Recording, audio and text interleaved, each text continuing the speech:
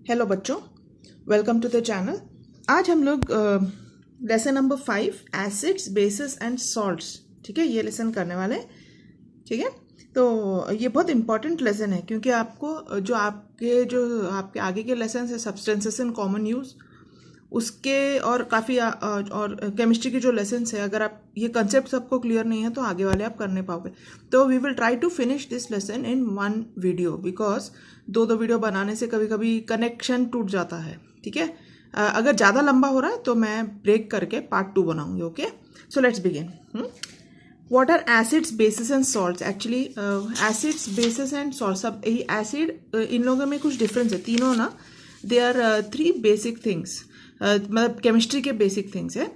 Acids होते हैं जो प्रोटॉन डोनेट करते हैं। अभी इधर आपको एसिड का डेफिनेशन आगे दिया है, इसके पहले मैं आपको ब्रीफ में बताती हूँ कि जो एसिड्स होते हैं ना, एसिड एक्चुअली ये एसिडस और एसिर करके एक वर्ड है, हाँ? उसका मतलब है सार, यानी कि खट्टा। तो जब ये पानी में ऐड करते हैं ना कोई भी एसिडिक सब्सटेंस को, तो खट्टा टेस्ट आता है, it gives a sour taste. And remember that acids donate protons या हाइड्रोजन आयंस, जो हम H+ बोलते हैं ना, यानी कि प्रोटॉन्स डोनेट करते हैं मतलब वो इलेक्ट्रॉन्स एक्सेप्ट करते हैं। ठीक है, प्रोटॉन्स या तो हाइड्रोजन आयंस को डोनेट करते हैं लेकिन इलेक्ट्रॉन्स को एक्सेप्ट करते हैं। ठीक है, और एसिड्स कंटेन H एटम, यानी कि hydrogen atom bonded that can separate. ठीक है, तो हाइड्रोजन एटम जो है वो सेपरेट होके एक एनायन एंड एक कैटायन इन वाटर फॉर्म कर सकता है, यानी कि एक नेगेटिवली चार्ज आयन एनायन और एक positively charge ion cation form करता है। ओके, तो the acidity of a solution depends on the concentration of hydrogen ions, मतलब जितना ज़्यादा हाइड्रोजन आयन एक सोल्यूशन में होगा उतना ज़्यादा उसका एसिडिटी होगा, और उसका मतलब ये भी है कि उसका उतना कम pH होगा। याद रखो कि हाइड्रोजन आयन का कॉन्सेंट्रेशन अगर सोल्यूशन में ज़्यादा है तो एसिडिटी ज़्यादा होगा लेकिन pH कम होगा। ठीक है, pH के बारे में हम देखते हैं। अभी एसिड्स के प्रॉपर्टीज क्या है? दे आर सार, कोरोसिव। सार का मतलब क्या है? खट्टा। कोरोसिव मतलब जो जंग लगाता है ना, करोड़ करते, यानी कि रस्ट, पता है ना आपको, जंग करवा देता है। स्टिकी मतलब चिपचिप है। pH इसका है 7 से कम। आइडियल pH क्या होता है? 7 है ना, 7 हमारा आइडियल pH होता है। वो जो वाटर का pH है, मिल्क का pH है, ये सब 7 है। अगर 7 से कम होता है pH तो वो एसिडिक होता है। लिटमस पेपर ये ब्लू से रेड कर देता है, और जब अल्कली यानी कि बेस के साथ इसको कंबाइन करते हैं तो ये अपना एसिडिटी लूज कर देता है। ओके, तो ये है आपके एसिड के प्रॉपर्टीज। अभी बेसिस क्या होते हैं? बेसिड्स क्या करते हैं? एसिड्स को न्यूट्रलाइज करते हैं, यानी कि जितनी, अगर बेस में हमने देखा कि अगर आप बेस में एसिड को मिलाओगे तो उसकी एसिडिटी कम हो जाती है ना। तो अगर आपको कभी एसिडिटी होगी, पेट में एसिडिटी हो जाती है ना, तो हम लोग क्या करते हैं, कुछ ऐसा ठंडा चीज़ पीते, या तो कुछ बेसिक, अगर बेस वाली कुछ चीज़ें हमने ले ली तो आपका एसिडिटी न्यूट्रलाइज हो जाता है, यानी कि एसिडिटी कम हो जाती है ना। तो they are also known as alkalis. They are called bases because they serve as base for making certain salts. ये कुछ सॉल्ट के बनाने के लिए भी ये बेस यूज होता है, क्योंकि कुछ केमिकल रिएक्शन में एसिड के साथ मिलाने के बाद वो बेस फॉर्म, ये सॉल्ट फॉर्म करते हैं। ओके, तो बेसिस के प्रॉपर्टीज क्या है? They are slippery. स्लिपरी मतलब फिसलता, हाथ में अगर आप उसको ऐसे मलोगे तो वो फिसलने का फीलिंग देता है, और एसिड क्या फीलिंग देता है? चिप फीलिंग देता है। ओके, और लिटमस पेपर ये लाल से ब्लू करता है, रेड टू ब्लू करता है, और एसिड क्या करता है? ब्लू टू रेड करता है ना। और बेसिस भी अपना एल्कलिनिटी कम हो जाती है उनकी जब उनको एसिड के साथ मिक्स करते हैं। ओके, अभी मेटल तो अगर ठीक है आप आगे देख सकते हैं। अभी हम सॉल्ट्स का देखते हैं। सॉल्ट्स क्या है? Salts are compounds made up of cations and anions. हमने देखे थे ना, cations and anions. They are these compound salts are made up of anions and cations held together by ionic bonds. तो एनायन और cation को क्या साथ में पकड़े रखता है? Ionic bonds forming a crystal lattice. Crystal lattice मतलब आप अगर शुगर या सॉल्ट को ध्यान से देखोगे तो वो क्रिस्टल फॉर्म में है ना। तो उनको माइक्रोस्कोप के अंदर देखोगे तो आपको लैटाइस फॉर्म दिखेगा, उसका जो माइक्रोस्कोपिक फॉर्म। तो they are a result of a neutralisation reaction, mixture of acid with a base. जैसे हमने बताया था आपको, जब एसिड को बेस के साथ मिक्स करते हैं तो उसकी एसिडिटी कम हो जाती है, और कुछ प्रोपोर्शन में मिक्स करने के बाद सॉल्ट प्रोड्यूस हो जाता है। तो अब यहाँ देखिए pH के लिए, जब आप एक स्ट्रॉन्ग एसिड को स्ट्रॉन्ग बेस के साथ मिक्स करोगे तो आपको क्या मिलेगा? Neutral salt.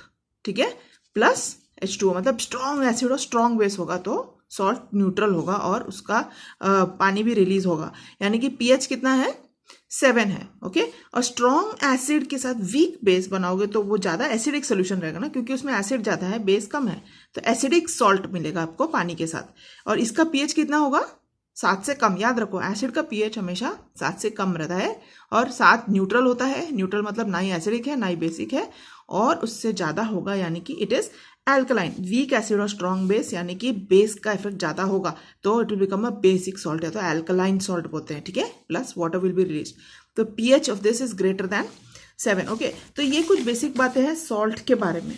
ठीक है, तो एसिड बेसिस एंड सॉल्ट्स के बारे में। नाउ अभी ये देखिए आपका एक यहाँ पर एक टेबल है पेज नंबर 58 में। इसको मैंने आपको थोड़ा हेल्प किया है। इसमें क्या करना है आपको, fill in the columns in the part A of the following table. इधर कंपाउंड का नाम दिया है, एक्चुअली नाम का आपको ब्लैंक रखा है, आपको भरना है। आपको you should know all the chemical names of these molecular formulas. ठीक है, मॉलिकुलर फॉर्मूला दिया तो you should be able to immediately से कौन सा है वैसे compound. Molecular formula basic radical, देखो अभी ये कॉम्बिनेशन ऑफ 2 है ना, तो इसमें बेसिक कौन सा है और एसिडिक कौन सा है आपको पता करना है, और टाइप ऑफ कंपाउंड क्या है। ठीक है, तो अभी देखो एसिडिक रेडिकल कौन सा होता है, ion formed after removing hydrogen ion. याद रखो, ion formed after removing hydrogen ion is called a acidic radical. और बेसिक रेडिकल क्या है, ion formed after removing hydroxide ion. इसमें हाइड्रोजन आयन यानी कि H+ आयन निकाला है, और इसमें क्या निकाला है हाइड्रोक्साइड यानी कि OH- आयन्स निकाला है बेसिक रेडिकल में। ठीक है, तो निकालने के बाद आपको सेपरेट हो जाएगा, फिर आपको बताना है कि वो एसिडिक है कि बेसिक है। तो मैंने आपको काफी सारे करके दिए, नीचे के 2 आप खुद से करो। ठीक है, बहुत सिंपल है। हाइड्रोक्लोरिक एसिड है ना HCl, इसमें H+ निकालोगे तो किधर डालोगे, बेसिक रेडिकल में, है ना। और जो नेगेटिव है उसको आप किधर डालोगे, इसमें सॉरी Cl- आता है आपका एसिडिक रेडिकल। ठीक है, और हाइड्रोजन आयन आपका बेसिक रेडिकल आ रहा है। अभी मॉलिक्यूलर फॉर्म HNO3 क्या है, नाइट्रिक एसिड। नाइट्रिक एसिड में से आप अगर बेसिक रेडिकल एसिडिक रेडिकल निकाल दो, क्या निकालोगे एसिडिक रेडिकल NO3-, तो बचता क्या है H+।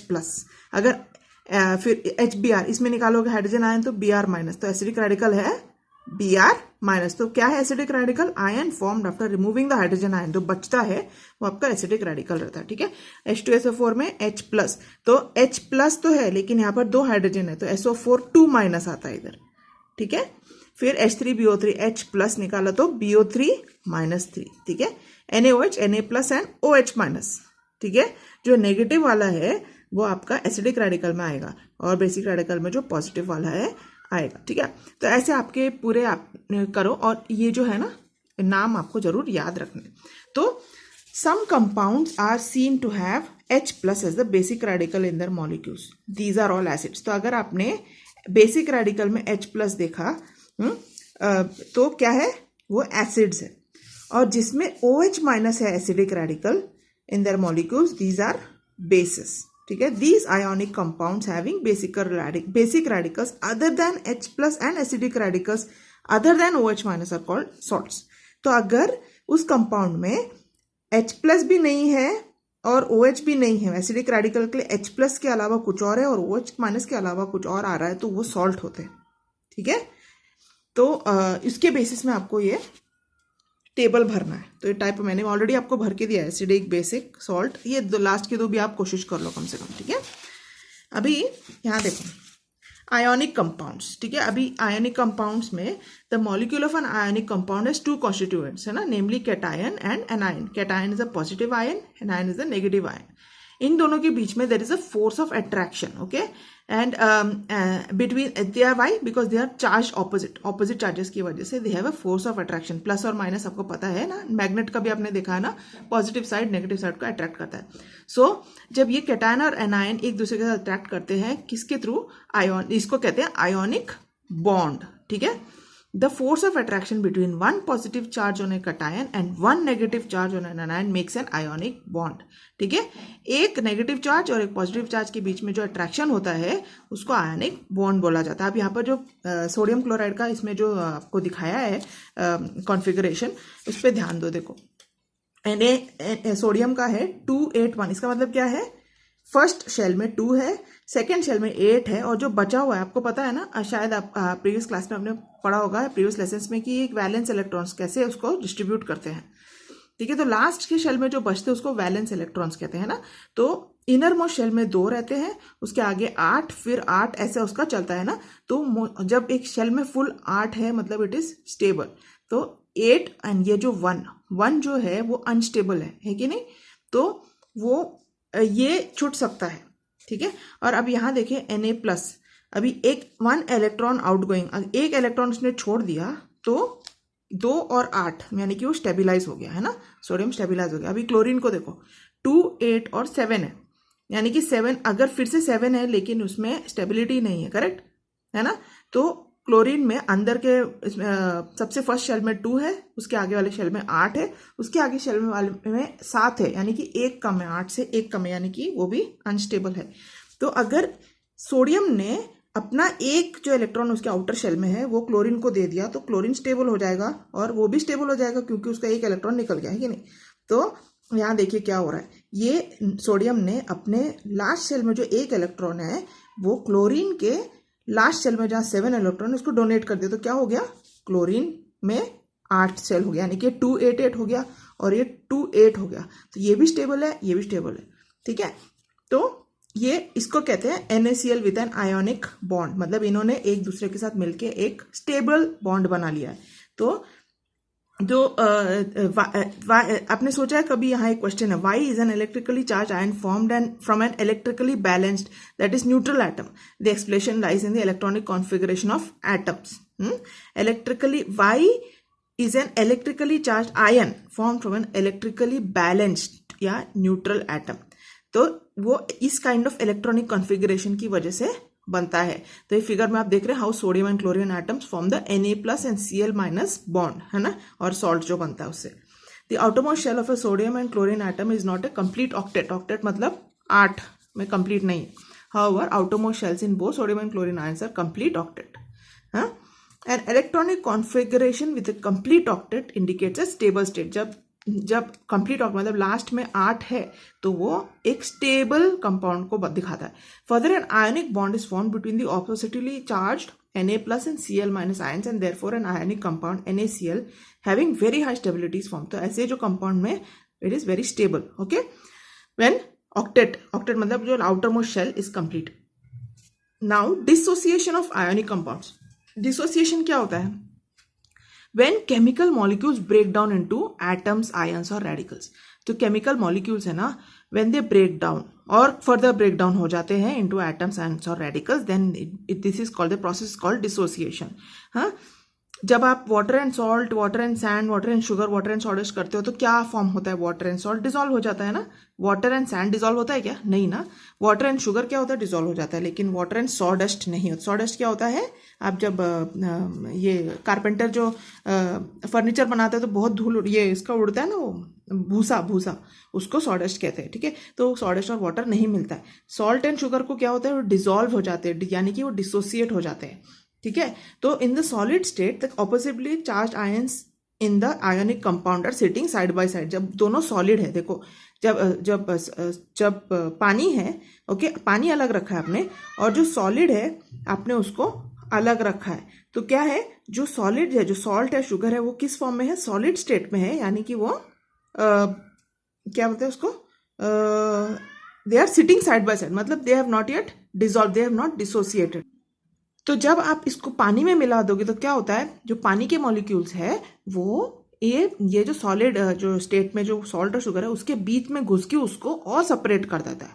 ठीक है, और क्या होता है, इससे एक एक्वस सॉल्यूशन फॉर्म होता है। वाटर एंड सॉल्ट का एक्वस सॉल्यूशन फॉर्म हुआ थ्रू डिसोसिएशन। क्या हो गया, पानी ने जाके सॉल्ट या जो भी आपका जो डिसॉल्वेबल जो प्रोडक्ट था आपके पास, सॉल्ट या शुगर जो भी, वो जाके उसको सेपरेट कर देता है। इधर देखो, ये सोडियम क्लोराइड सोल्यूशन दिखाया है। पानी में अगर आपने नमक डाला तो देखो इधर तो सॉलिड है, लेकिन इधर क्या हो रहा है, पानी जैसे जैसे उसमें घुस रहा है तो उसके एक एक मॉलिक्यूल सेपरेट हो रहे हैं, तो बाद में आपको ऐसा एक सोल्यूशन मिलता है। तो क्या हो रहा है, NaCl जब आपने प्लस H2O किया तो डिसोसिएशन होके क्या हो गया, Na+ एंड Cl- हो गया in aqueous form. Okay, now Arrhenius theory of acids and bases. The Swedish scientist Arrhenius put forth a theory of acids and bases in the year 1887. This theory gives definition of acids and bases as follows. ठीक है, एर्हीनियस ने acid और base के definition बताया. तो उसने क्या कहा, एसिड क्या है, acid is a substance which on dissolving in water gives rise to hydrogen ion as the only cation. तो एसिड ऐसा एक सब्सटेंस है जो पानी में डिसॉल्व होने के बाद सिर्फ H प्लस आयन देता है as the only cation. For example HCl plus H2SO4 H2CO3 ना, HCl को अगर पानी में मिलाओगे तो आपको H plus and Cl minus.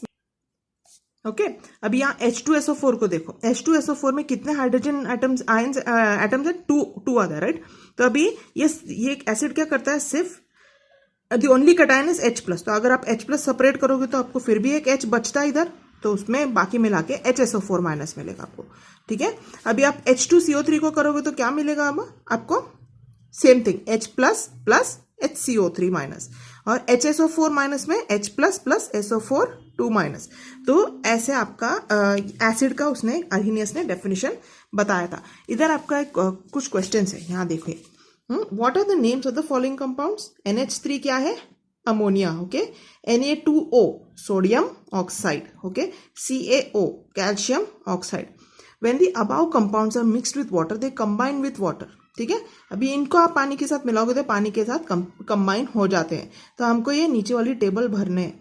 Into which type will you classify the above compound, acid base और सॉल्ट. क्या आपको बताना है कि एसिड बेस या सॉल्ट किस में होगा. अब यहाँ देखिए, हम ये क्वेश्चन देख के बैलेंस करते हैं. NH3 यानी कि अमोनिया को हमने पानी के साथ मिलाया तो हमको क्या मिलेगा, हमको NH4, देखो इसमें हाइड्रोक्साइड आयन निकलेगा. देखो NH4 प्लस एक्वस फॉर्म में प्लस OH माइनस मिलेगा. ओके, अभी इसको करो Na2O प्लस H2O. ठीक है, अब क्या मिलेगा आपको, 2Na plus plus OH minus aqueous form में. ठीक है, फिर CaO प्लस H2O, तो आपको Ca प्लस OH2 माइनस मिलेगा. अभी आपको एक बात याद रखना है कि जब भी मैं आपको ये इक्वेशन केमिकल इक्वेशन सॉल्व करते हो तो you have to make sure that both sides are balance. अभी आप यहाँ CaO प्लस H2O को देखिए, यहाँ पर भी Ca 1 होना चाहिए और इधर भी 1 होना चाहिए. तो आपका आप इक्वेशन ऐसे आप चेक कर सकते हो. ओके, O कितना, इधर एक ये है एक ये है, यानी कि 2 है. इधर कितने हैं, O यहाँ पर 2 है. यहाँ ब्रैकेट में मतलब ये दोनों को अप्लाई करता है. अगर ब्रैकेट के अंदर कुछ दिया मतलब इट अप्लाइज टू बोथ. और इधर कितना H2 है और इधर भी H2 है कि नहीं. तो याद रखना हमेशा. ओके, कोई भी इक्वेशन बनाने के बाद एक बार बैलेंस करो, अगर सही है तो मतलब आपका इक्वेशन करेक्ट है. ओके, अभी बेस क्या है, अर्हीनियस ने क्या बोला बेस के बारे में. एसिड के बारे में क्या बोला था कि पानी में डिसॉल्व करने के बाद वो सिर्फ H प्लस आयन कैटायन करके देता है. तो आपका बेस क्या देगा, base is a substance which on dissolving in water gives rise to OH minus ion. हमने देखा था ना आपको स्टार्टिंग में, मैंने आपको बताया था इनकी क्या है खासियत. तो बेस क्या करता है, पानी में डिसॉल्व होने के बाद hydroxide ion as the only anion. तो एसिड कैटायन H प्लस देता है और base cation anion OH minus देता है. तो एग्जाम्पल NaOH को आप पानी के साथ मिलाओगे तो आपको Na plus plus OH minus मिलेगा, यानी कि आपको हाइड्रोक्साइड आयन सेपरेट करना है. तो अगर आपको क्वेश्चन में आएगा कि एसिडिक सब्सटेंस है, इसको पानी में डिसॉल्व होने के बाद आपको क्या मिलेगा, तो आपको कौन सा आयन सेपरेट करना है, hydrogen ion H plus ion separate करना है और बाकी अलग से लिखना है. तो अगर आपको बेस बोला है तो आपको क्या सेपरेट करना है, हाइड्रोक्साइड आयन सेपरेट करना है. ठीक है, तो इसमें आपको OH माइनस सेपरेट करना है. तो क्या बचता है Na प्लस और इधर CaOH2. तो इधर आप OH माइनस सेपरेट करोगे तो आपको क्या मिलेगा, Ca2 plus plus 2OH minus. ठीक है, now strong acid, weak acid और एल्कली के बारे में मैंने आपको बताया था, है ना.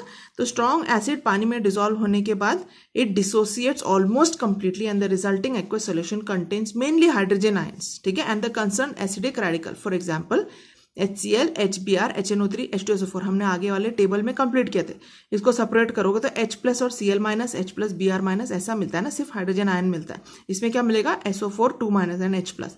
तो स्ट्रॉन्ग एसिड में पानी में डिसॉल्व होने का स्ट्रॉन्ग एसिड कंप्लीटली डिसोसिएट्स, मतलब क्या होता है, पूरा ब्रेक डाउन हो जाता है और जो सोल्यूशन आपको मिलेगा that is completely contains mainly hydrogen ions और जो एसिडिक रेडिकल बचा. ठीक है, अब वीक एसिड में weak acid on dissolving in water, weak acid does not dissociate completely. याद रखो, strong acid dissociates completely, weak acid does not dissociate completely. This means that the solution contains H plus ion and the concerned acidic radical in small proportion along with a large proportion of the undissociated molecules of the acid. क्योंकि वो acid fully dissociate नहीं हुआ तो आपको H plus ion भी मिलेंगे और acidic radical के साथ साथ बहुत एक बड़ा अमाउंट ऑफ अनडिसोसिएटेड, जो डिसोसिएट नहीं हो पाए, वो वाले भी मॉलिक्यूल्स आपको मिलेंगे. ठीक है, for example CH3COOH acetic acid and carbon dioxide. Strong base क्या है? On dissolving in water strong base dissociates almost completely. तो जो स्ट्रॉन्ग एसिड और स्ट्रॉन्ग बेस है वो कंप्लीटली डिसोसिएट हो जाते हैं. और जहां एसिड में H प्लस आयन प्रोड्यूस होते हैं, इसमें OH माइनस प्रोड्यूस होते हैं और उसके साथ जो उसका एसिडिक या बेसिक रेडिकल है. okay? और वीक बेस में क्या होता है? It does not dissociate completely, just like acidic weak acid will not dissociate completely. Weak base also will not dissociate completely and the resulting aqueous solution contains a small proportion of OH minus ions and the concerned basic radical along with बहुत सारा molecules of the undissociated base. ठीक है, तो week और acid और weak base completely dissociate नहीं होते. तो अगर आपको डिफरेंस पूछेंगे तो आपको ये सब बताना है क्या होता है. ठीक है, कि स्ट्रॉन्ग एसिड में H प्लस आयन्स आते हैं मेनली और कंप्लीट डिसोसिएशन हो जाता है और एसिडिक रेडिकल बच जाता है. वीक एसिड में पूरा डिसोसिएशन नहीं होता है और हाइड्रोजन आयन के साथ साथ एसिडिक रेडिकल के साथ साथ वही एसिड के अनडिसोसिएटेड, मतलब जो कंप्लीटली सेपरेट नहीं हो पाए, अनडिसोसिएटेड मॉलिक्यूल्स भी बहुत मिलते हैं. सेम थिंग में strong base dissociates almost complete, मतलब पूरा सेपरेट हो जाता है, पानी उसमें पूरा घुस के पूरा उसको तोड़ दे, मतलब ब्रेक डाउन कर देता है. और जो सोल्यूशन बचता है उसमें मेनली OH माइनस आयन से मिलेंगे और उसके साथ उसका बेसिक रेडिकल. लेकिन वीक बेस में क्या होता है? वो पूरा डिसोसिएट नहीं होता है और उसमें थोड़ा सा जो OH माइनस आयन्स और बेसिक रेडिकल के साथ साथ एक बड़ा अमाउंट ऑफ वो मॉलिक्यूल्स, बेस के वो मॉलिक्यूल्स मिलेंगे जो डिसोसिएट नहीं हो पाए. ठीक है, उसका एग्जाम्पल्स आपको ये सब याद रखने हैं. इसका है अमोनिया. तो एल्कली क्या है? The basis. एल्कली हमको पता है, बेस को एल्कली भी बोलते हैं. The bases which are highly soluble in water are called alkali. ठीक है, जो बेसिस बहुत ही ज्यादा सॉल्युबल है उनको एल्कली कहते हैं. नाउ NaOH यानी कि sodium hydroxide, potassium hydroxide, ammonia are strong bases, while NH3 is here they are bases, but here NaOH and KOH are strong bases while ammonia is a weak base. अभी basicity and acidity, अभी यहाँ पर एक table है, आपको complete करना है. Acid number of H plus obtain from one molecule हमने पहले किए हैं, वो इस हिसाब से आपको ये भी कंप्लीट करना है. ठीक है, now let's go to the next page. Basicity of acids क्या होता है? The number of H plus ions obtainable by the dissociation of one molecule of an acid is called its basicity. याद देखो basicity of acids दिया है, ये acid की basicity, not acidity of acid, it is basicity of acids. तो इसको क्या definition दोगे? The number of H plus ions obtainable by dissociation. ठीक है, ऑब्वियसली आप जब मिला रहे हो तो हम लोग क्या करते हैं? स्ट्रॉन्ग एसिड स्ट्रॉन्ग बेस के साथ मिक्स करते, करेक्ट? तो क्या होता है? डिसोसिएशन हो जाता है ना, डिसॉल्व होता है. तो जब आप ये करते हो, जब डिसॉल्व करते हो, तो कितने हाइड्रोजन आयन्स आपको मिलते हैं डिसोसिएशन से एसिड के एक मॉलिक्यूल के साथ? तो the number of hydrogen ions obtained by the dissociation of one molecule of an acid is called its basicity. Same thing with acidity of bases. The number of hydroxide ions, OH minus ions, obtainable by the dissociation of one molecule of a base is called its acidity. ठीक है, ये याद रखो, opposite terms है, लेकिन ये basicity of acids and this is acidity of basis. तो basically basicity of acids में H प्लस आयन्स जितने मिलते हैं, एसिडिटी ऑफ बेस में OH माइनस आयन. नाउ अभी class concentration of acid and base. Okay, अभी यहाँ पर एक एक्सपेरिमेंट उन्होंने बताया है जहां पर आपको एक नींबू को दो भाग में काट के एक 50 ml भरना है और एक 10 ml पानी में लेना है और एक 20 ml पानी में लेना है. ठीक है, आधा नींबू इक्वली काट के एक 10 ml पानी में मिलाना है, एक 20 ml पानी में मिलाना है. तो कौन सा ज्यादा खट्टा रहेगा? जिसमें कम पानी है कि नहीं? क्यों? क्योंकि जो मिलावट हमने किया है वो कम किया है. तो हम किस चीज को मिला रहे हैं? लाइम जूस को हम पानी में मिला रहे हैं, करेक्ट? तो कौन सा कॉन्सेंट्रेटेड सोल्यूशन है? Lime juice concentrated solution. तो उसको कहते हैं सॉल्वेंट, सोल्यूट. ठीक है, सॉरी सोल्यूट बोलते हैं. ओके, और सॉल्वेंट क्या है? सॉल्वेंट वो है जिसमें आप इस सोल्यूशन को मिला के उसको डाइल्यूट करोगे. तो याद रखो, सोल्यूट क्या है? जिस चीज को आप डिसॉल्व करोगे, यानी कि जैसे यहाँ पर lime juice is the solute, और सॉल्वेंट क्या, जिस चीज में आप वो सोल्यूट को डिसॉल्व करोगे उसको सॉल्वेंट कहते हैं, ठीक है। जैसे यहाँ पर पानी सॉल्वेंट है, ठीक है। तो कॉन्सेंट्रेशन अगर हाई होगा तो वो कॉन्सेंट्रेटेड सोल्यूट है। The proportion of a solute in a solution is called the concentration of the solute in the solution. तो जब concentration of solute is high, it is a concentrated solution, ठीक है। concentration अगर high है तो वो solution concentrated solution कहा जाता है। और when the solution is concentration of the solute is low, it is called a dilute solution. dilute मतलब मिलावट बहुत है उसमें, तो वो dilute हो जाता है, इतनी एसिडिटी नहीं रहती। लेकिन आप कम मिलावट करोगे तो concentrated रहता है। Now, several units are used to express the concentration of a solution. Two of these units are used more frequently. दो यूनिट खास यूज होते हैं। The first unit is the mass of solute in grams dissolved in 1 liter of the solution. यानी कि grams per litre. Mass of solute, जो चीज को आप डिसॉल्व करना चाहते हो, in grams dissolved in 1 litre of the solution, यानी कि ग्राम पर लीटर। आप 1 लीटर में कितना ग्राम डिसॉल्व करने वाले हो। The second unit is the number of moles of the solute dissolved in 1 liter of the solution. Number of moles, दो यूनिट है, एक फर्स्ट यूनिट है ग्राम्स पर लीटर, दूसरा है moles. This is also called the molarity of the solution. तो the molarity of a solute is indicated by writing its molecular formula, ठीक है। तो मोलैरिटी दिखाने के लिए आपको मॉलिक्यूलर फॉर्मूला किसमें लिखना पड़ेगा, एक स्क्वायर ब्रैकेट के अंदर, जैसे यहाँ दिखा है NaCl equal to 1 means the molarity of the solution of common salt is 1 mole, ठीक है ना। यहाँ पर एक टेबल है, इसमें आपको पूरे फॉर्मूलाज दिए हैं, तो आपको कुछ इसको सॉल्व करने के लिए तो बिल्कुल मुश्किल नहीं होगा। देखो, सोल्यूट है, quantity of solute, volume of solution, concentration of solution. तो यहाँ पर आपको सोडियम क्लोराइड दिया है, इसका मॉलिक्यूलर मास है 58.5 U। कितना ग्राम है, क्वांटिटी कितना लिया, 117 ग्राम। तो मोल में कितना होगा, E इक्वल टू D/C, मतलब ग्राम अपॉन मॉलिक्यूलर मास से आपको E मिलेगा, ठीक है। फिर वॉल्यूम ऑफ सोल्यूशन अगर आपको 2 लीटर दिया है तो कॉन्सेंट्रेशन कितना है वो सोल्यूशन का, आपको ये फॉर्मूला से निकालना है, G इक्वल टू D/F, यानी कि ग्राम, कितना ग्राम लिया है अपॉन कितना लीटर में मिला रहे हो उसको। तो आपको 117/2 मिलेगा 58.5, ठीक है। और H equal to E/F, molarity निकालने के लिए आपको मोल अपॉन लीटर करना पड़ेगा, ठीक है। कॉन्सेंट्रेशन ग्राम में निकालने के लिए आपको ग्राम अपॉन लीटर करना है, मोल में निकालने के लिए आपको मोल अपॉन लीटर करना है, ओके। तो आपको ये पता होना चाहिए मॉलिक्यूलर मास 36.5, अगर यूजुअली क्वेश्चन पेपर में दिया रहता है HCl का मास इतना है तो कितना होगा, और सोल्यूट का क्वांटिटी इतना है, या तो कुछ दिया होगा, इसमें से कुछ कुछ दिए रहेंगे। आपको ये टेबल में जो फॉर्मूला है और ये जो है आपको मेमोराइज करके रखो। हाँ, तो क्या होगा, जब आपको ऐसे क्वेश्चन आएंगे तो आप डायरेक्टली ये फॉर्मूला डाल के फटाफट निकाल सकते हो, इट्स वेरी सिंपल, ठीक है। तो अभी pH ऑफ सोल्यूशन, pH क्या हमने देखा था अभी, देखो we have seen that acids and bases dissociate to a smaller or larger extent on dissolving in water, है ना। एसिड और बेसिस दोनों पानी में मिलाने के डिसोसिएट हो जाते हैं, मतलब और ब्रेक डाउन हो जाते हैं, और क्या फॉर्म करते हैं, हाइड्रोजन एंड हाइड्रोक्साइड आयंस। और hydrogen and hydroxide ions are found in different proportions in all natural aqueous solution. सब नेचुरल जो एक्वस सोल्यूशंस है, जो भी पानी मतलब ये लिक्विड सोल्यूशंस है, सब में हाइड्रोजन और हाइड्रोक्साइड आयंस दोनों पाए जाते हैं, and that determines the properties of दो सोल्यूशन। इससे हम वो सोल्यूशन के प्रॉपर्टीज पता करते हैं। For example, the proportion of hydrogen and hydroxide ion divide soil into acidic, neutral and basic types.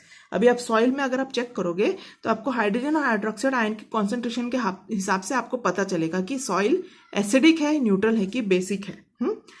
It is ये और किस चीज में काम आता है, ब्लड में, cell sap etcetera, to have hydrogen and OH minus ions in certain definite proportions for their proper functioning. Hydrogen और हाइड्रोक्साइड आयन हमारे ब्लड में भी किसी अमाउंट में प्रेजेंट होते हैं, बट वो करेक्ट अमाउंट में प्रेजेंट होगा तो हमारा बॉडी प्रॉपरली फंक्शन करता है।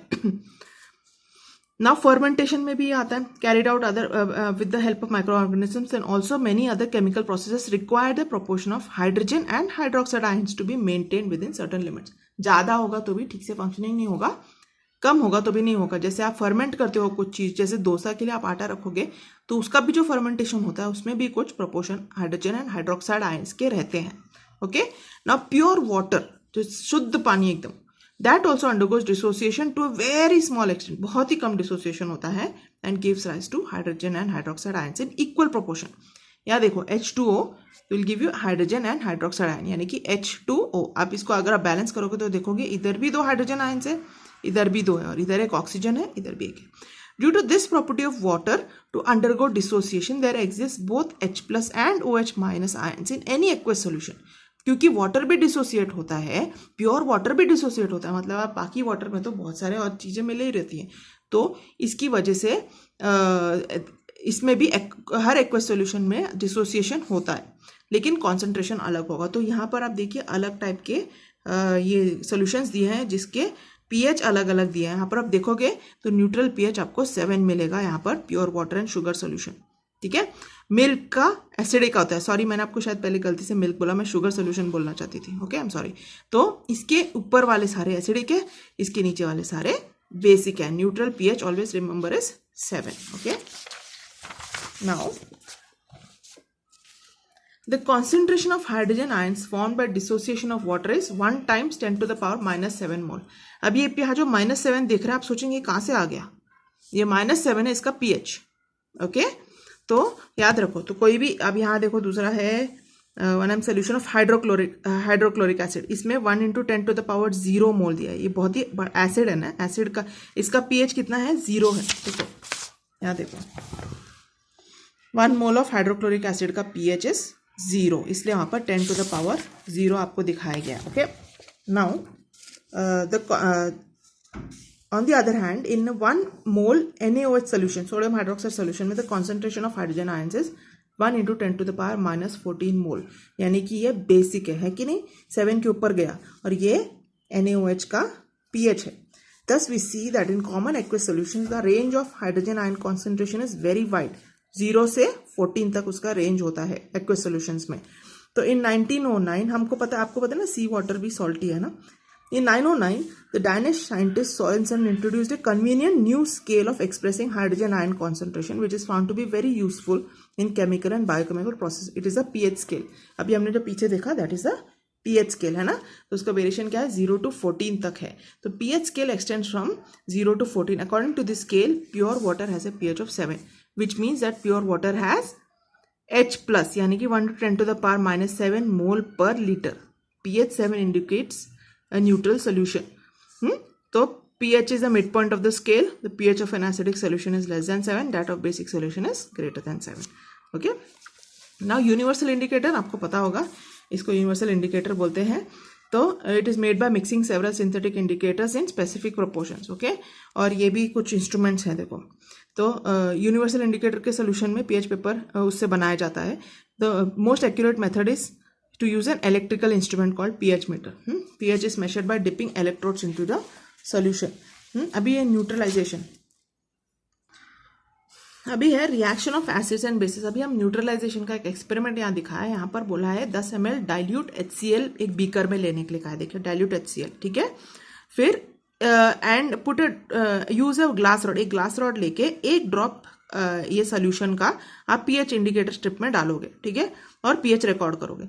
तो इसके बाद आप add to it a few drops of dilute NaOH solution by means of a dropper and stir the solution with the glass rod. अभी इस डाइल्यूट HCl के अंदर आप NaOH यानी कि सोडियम हाइड्रोक्साइड सोल्यूशन डाल के मिला के बाद में इसका जो डाइल्यूटेड उसके ऊपर NaOH के साथ डाइल्यूट किया, अभी उसका आप पीएच टेस्ट करोगे एक दूसरे पीएच पेपर में डाल के 1 ड्रॉप।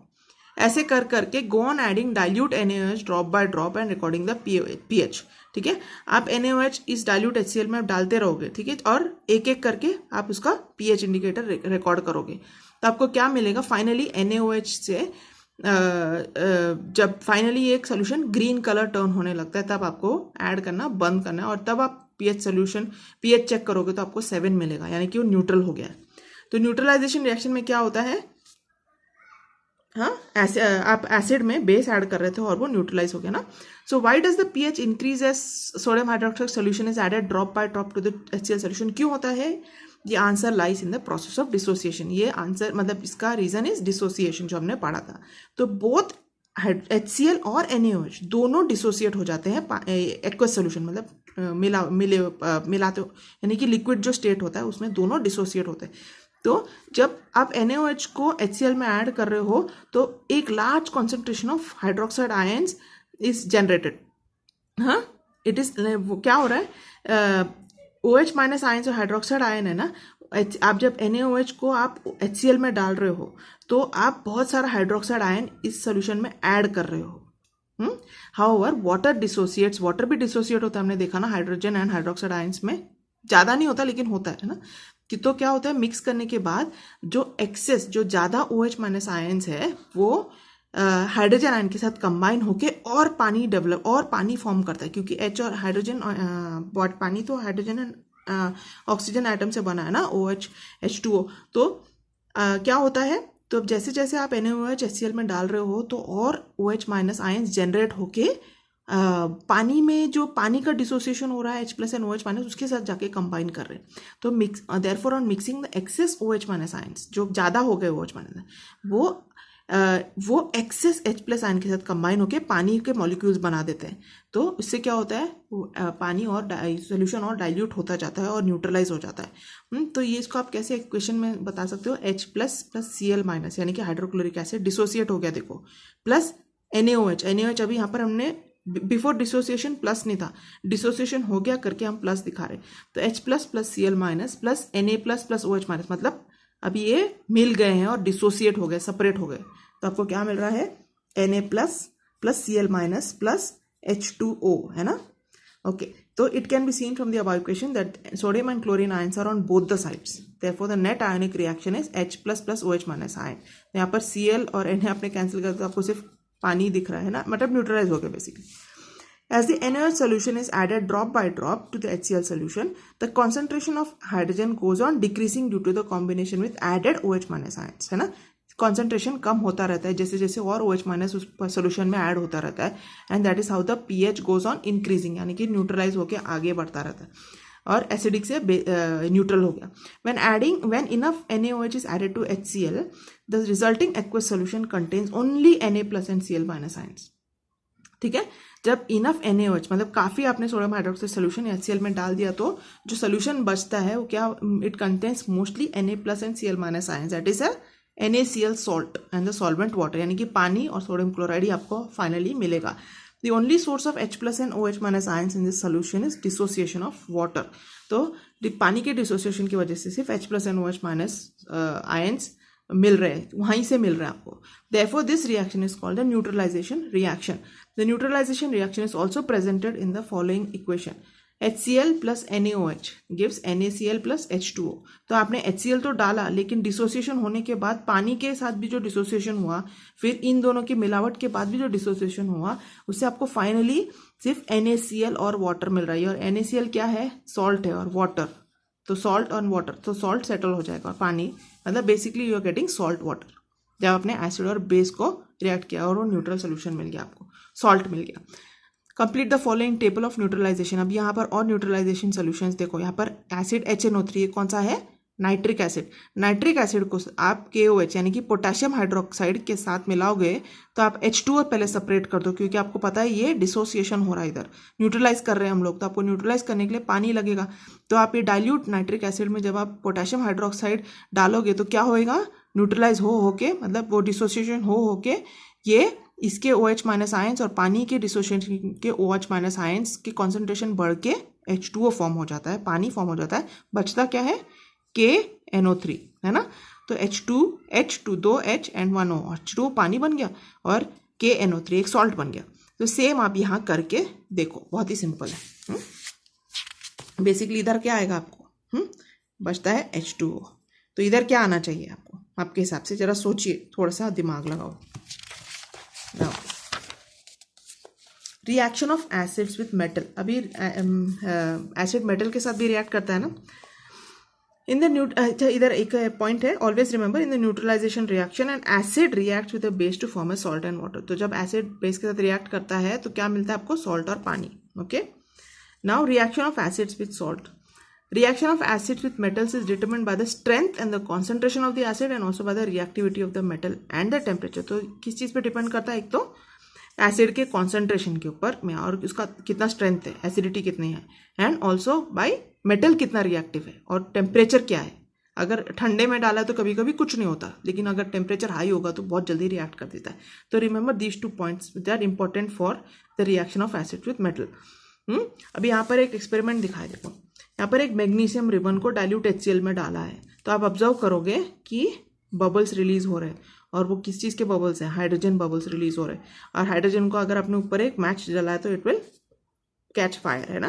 तो ये एक पढ़ लेना।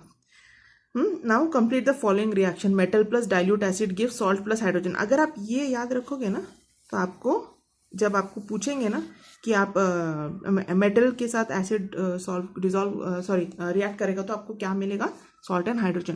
तो आपको इसमें क्या करना है, देखो यहाँ मैग्नीशियम प्लस 2HCl दिया है, और यहाँ कह रहे कि सॉल्ट रिलीज होगा और हाइड्रोजन रिलीज होगा। तो आपको हाइड्रोजन तो पता ही है, तो आप पहले H2 बाहर निकाल दो। आपने H2 बाहर निकाल दिया तो क्या बचता है, Mg और Cl बचता है, लेकिन Cl के भी 2 एटम्स है तो आपको MgCl2 लिखना पड़ेगा। ओके, अब यहाँ देखो जिंक प्लस H2SO4, यहाँ पर भी आप हाइड्रोजन बाहर निकाल दो, क्या बच गया आपके पास, ZnSO4। ठीक है, देखो ZnSO4 प्लस इधर क्या आएगा आपको, H2 hydrogen. Okay, gas release होता है। और यहाँ पर कॉपर है, कॉपर प्लस 2HNO3। आप यहाँ पर अगर देखो आपको यहाँ पर ऐसा फॉर्म करना है तो आपको इधर देखना है, आपको बैलेंस करना है। ठीक है, अगर आपने यहाँ पर सिर्फ HNO3 डाला तो आप जब ये करोगे ना बैलेंसिंग तो चेक करो, इधर कॉपर 1 है, इधर भी कॉपर 1 है, ठीक है कोई बात नहीं। अभी सपोज मैंने यहाँ पर 2 नहीं डाला होता, यहाँ पर हाइड्रोजन 1 है लेकिन यहाँ पर हाइड्रोजन 2 है, तो ये बैलेंस नहीं है मतलब। फिर यहाँ नाइट्रोजन चेक करो, यहाँ पर नाइट्रोजन 1 है और इधर कितना है, 2 है, दिख रहा है, नाइट्रोजन 2, और ऑक्सीजन कितने 6, और यहाँ पर ऑक्सीजन 3 है, मतलब मैं अगर यहाँ पर 2 डालूंगी तो बैलेंस हो जाएगा ना, 2 हाइड्रोजन 2 नाइट्रोजन और 6 ऑक्सीजन। तो आपको ऐसे बैलेंस करना है। Okay, now reaction of acids with oxides of metals. यहाँ पर एक और experiment, take some water and test tube, add a little red oxide primer. ठीक है, आप ये चेक करो अगर आपको एक्सपेरिमेंट करने मिलता है। इसका क्या बता रहा है यहाँ पर देखो, the chemical formula of red oxide is what, Fe2O3, है ना, ion oxide. The water insoluble red oxide, अभी ये पानी में डिसॉल्व नहीं होता आयन ऑक्साइड। ठीक है, अभी ये मेटल के ऑक्साइड के साथ इसका क्या रिएक्शन है, the water insoluble red oxide reacts with HCl। ठीक है, ये एसिड के साथ रिएक्ट हो जाएगा to produce a water soluble salt FeCl3, और क्या करता है, एक पानी में डिसॉल्वेबल सॉल्ट FeCl3 प्रोड्यूस करता है। लेकिन रेड ऑक्साइड पानी में डिसॉल्व नहीं होता लेकिन एसिड में डिसॉल्व होता है और वाटर सॉल्युबल सॉल्ट प्रोड्यूस करता है, और this gives a yellowish colour to the water. The following chemical reaction can be written for this chemical exchange, iron oxide Fe2O3 plus 6HCl, तो क्या मिलना चाहिए आपको, पानी, है ना, तो और एक सॉल्ट यानी कि 2 FeCl3 प्लस 3H2O। अभी यहाँ पर मेटल ऑक्साइड और डाइल्यूट एसिड का आप रिएक्शन सॉल्व करो, देखो CaO plus 2HCl, calcium oxide अगर आप हाइड्रोक्लोरिक एसिड के साथ मिक्स करोगे dilute acid, you should get salt and water. तो आप पहली वाटर, आपको पता है कि ये अगर आपने ये फॉर्मूला, जैसे मैंने आपको कहा हर जगह ये फॉर्मूला देख के आप याद रखो हमेशा। ठीक है, तो मेटल ऑक्साइड का रिएक्शन और डाइल्यूट एसिड में आपको सॉल्ट एंड वाटर मिलता है। तो पहले पानी निकाल दो H2O, तो बचा क्या, CaCl2, इधर MgO प्लस अगर आपने 2HCl डाला तो क्या मिलेगा, H2O निकाला तो MgCl2। Now zinc oxide plus 2HCl, आपको zinc Cl2 plus H2O, Al2O3 plus 6HF will give you 2AlF3 plus 3H2O।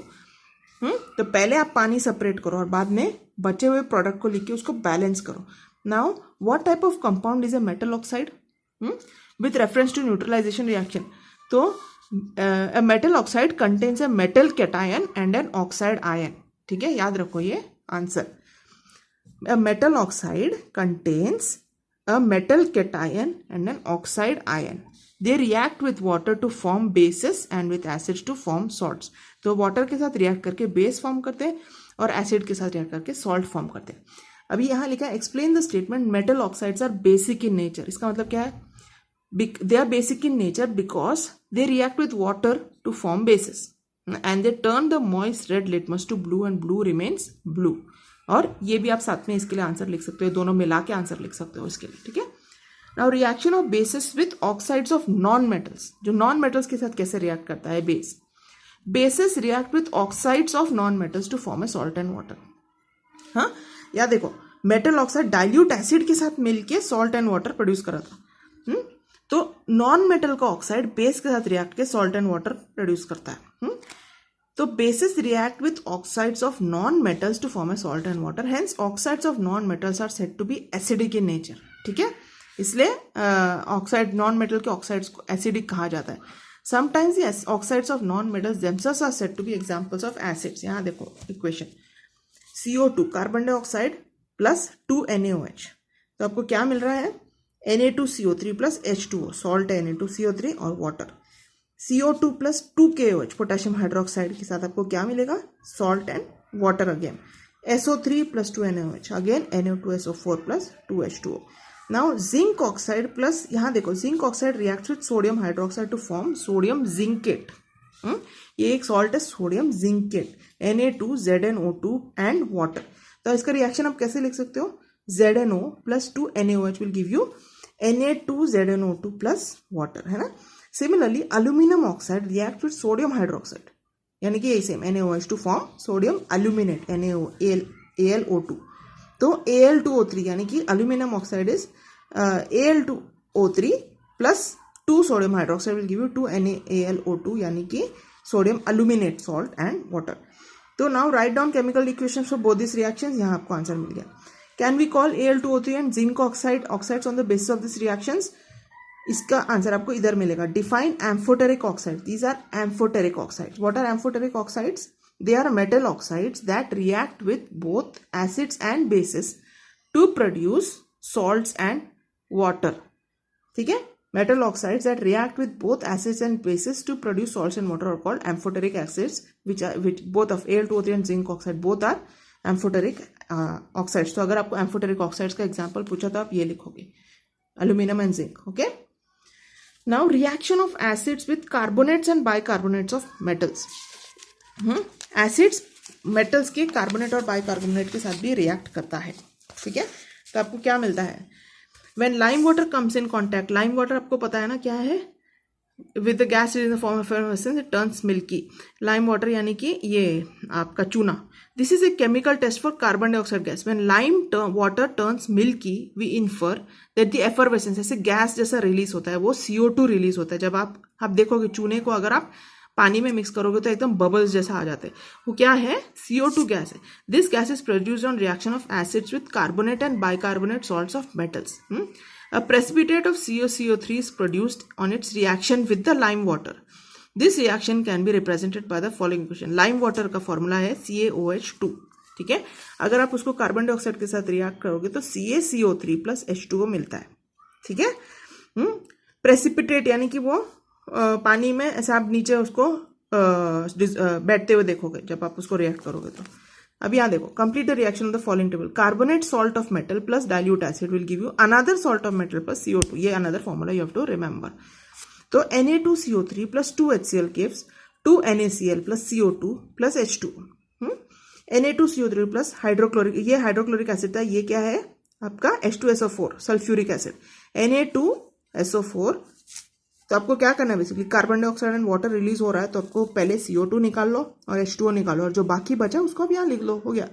ठीक है, same thing CaCO3 plus 2HNO3. तो आप पहले कार्बन डाइऑक्साइड और वाटर सेपरेट करोगे तो बाकी जो मिलेगा आप यहाँ लिखो और फिर इक्वेशन बैलेंस करके चेक करो एक बार कि बैलेंस हुआ कि नहीं.